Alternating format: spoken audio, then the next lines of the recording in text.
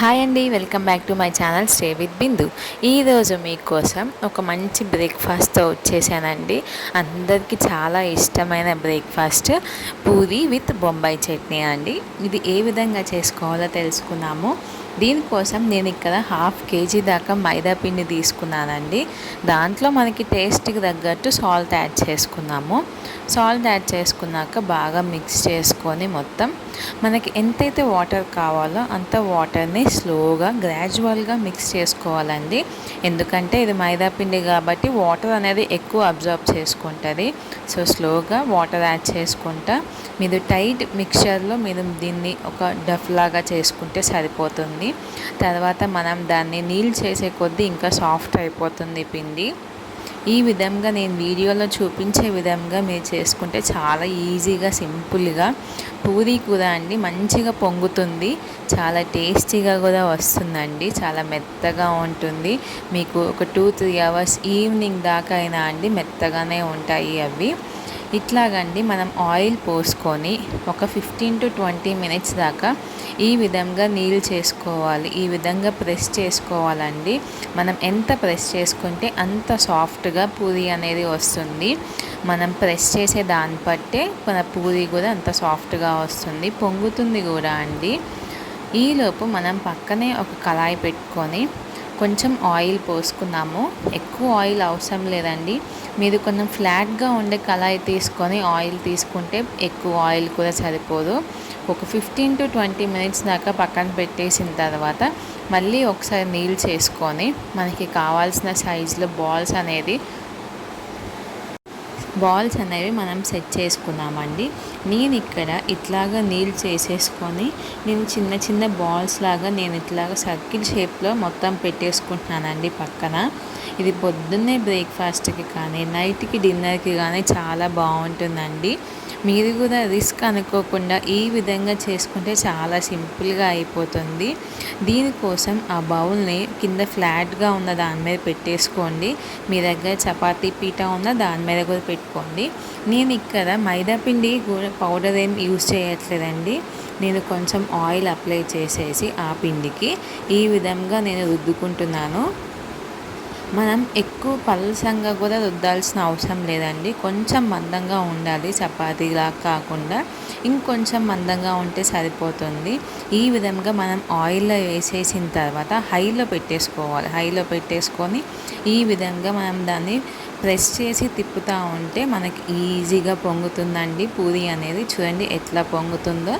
చూడండి చాలా సాఫ్ట్గా కూడా ఉందండి. ఈ విధంగా మనం 2 సైడ్స్ ఫ్లిప్ చేసుకుంటే కొంచెం రెడ్గా వచ్చేదాకా మనం దీన్ని ఆయిల్లో ఫ్రై చేసేసుకొని టిష్యూ పేపర్ మీద వేసేసుకుంటే మన పూరీ అనేది రెడీ అయిపోతుందండి.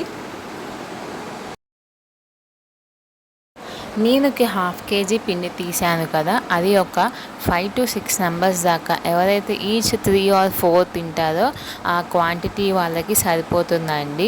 ఈ విధంగా నేను అన్నీ ఈ విధంగానే ఈ ప్రాసెస్లోనే మొత్తం చేసేసుకున్నాను. మొత్తం ఆయిల్లో నాకు ప్రతి ఒక్కటి పొంగిందండి. మీరు కూడా ఈ విధంగా ట్రై చేస్తే మీకు కూడా కంపల్సరీగా పొంగుతుందండి. చాలా మెత్తగా కూడా ఉంటుంది, చాలా టేస్టీగా ఉంటుంది. మనకి పూరీకి సరిపడా సాల్ట్ వేసుకుంటే ఇంకా చాలా టేస్టీగా ఉంటుందండి. ఈ విధంగా నేను అన్నీ ప్రిపేర్ చేసేసుకొని ఈ పూరీలోకి కాంబినేషన్ బొంబాయి చట్నీ, అంటే మన లాంగ్వేజ్లో పూరీ కర్రీ ఎలా ప్రిపేర్ చేసుకోవాలో తెలుసుకున్నాము. నేను ఇక్కడ ఆనియన్స్తో చేస్తున్నాను. నేను ఒక మీడియం సైజ్ 2 ఆనియన్స్ తీసుకొని కొంచెం మీడియం సైజ్గా కట్ చేసుకుంటున్నాను. మనం దీంట్లో కారం అనేది వేసుకోం కాబట్టి చిల్లీ కొంచెం ఎక్కువ వేసుకుంటాము. ఒక 5-6 చిల్లీస్ సన్నగా కట్ చేసుకున్నాము. మీకు కరివేపాకు, కొత్తిమీర కావాలన్నా అవి కూడా కట్ చేసి పక్కన పెట్టేసుకోండి. ఒక గిన్నె తీసేసుకొని దాంట్లో కొంచెం ఆయిల్ పోసుకొని పోపు దినుసులన్నీ యాడ్ చేసుకుందామండి. అవి కొంచెం ఫ్రై అయిపోయిన తర్వాత మనం ముందుగానే కట్ చేసి పెట్టుకున్న ఆనియన్, చిల్లీ, కరివేపాకు అన్నీ యాడ్ చేసేసుకుందాము. అవి కొంచెం గోల్డెన్ బ్రౌన్ కలర్ కన్నా అండి ఒక 50% మీకు కుక్ అవుతే సరిపోతుంది.